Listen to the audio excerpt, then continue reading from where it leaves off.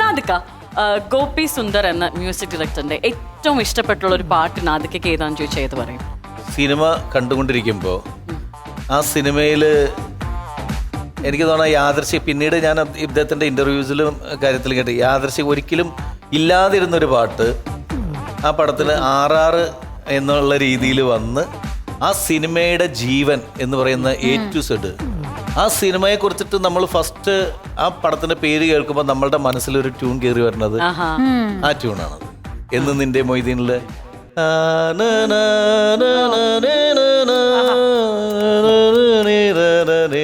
ആ രണ്ട് ക്യാരക്ടേഴ്സ് എനിക്ക് തോന്നുന്നു ആ മ്യൂസിക് ഇല്ലെങ്കിൽ ഒരിക്കലും ആ ഫീൽ ഒരിക്കലും വരാൻ പോകുന്നില്ല. ഞാൻ ഏറ്റവും കരഞ്ഞ പടം അഭിനയാന്ന് അറിഞ്ഞിട്ട് പോലും ആ സിനിമ കണ്ടിട്ട് കരഞ്ഞ ഒരാളാണ് ഞാൻ. അതിനൊരു പിന്നെ പൃഥ്വിരാജിനെ വിളിച്ചു കഴിഞ്ഞപ്പോൾ എനിക്ക് സമാധാനമായത്.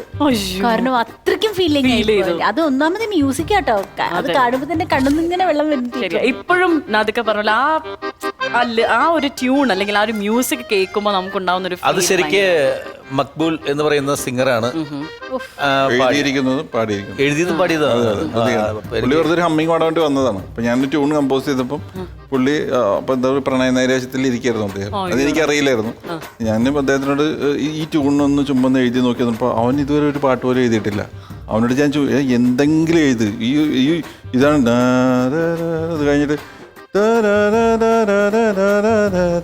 ഇതാണ് ട്യൂൺ, ഇതൊന്ന് എഴുതി നോക്കുമ്പോൾ അവൻ വെറുതെ അവന്റെ പെണ്ണിനെ ആലോചിച്ചുകൊണ്ട് എന്നിൽ പടച്ച പെണ്ണെന്നുകൊണ്ട് എഴുതി. അത് ശരിക്കും പടച്ചവന്റെ ഒരു അനുഗ്രഹീതമായിട്ടൊരു മൊമെന്റ് എന്ന് മാത്രമേ പറയാനുള്ളൂ.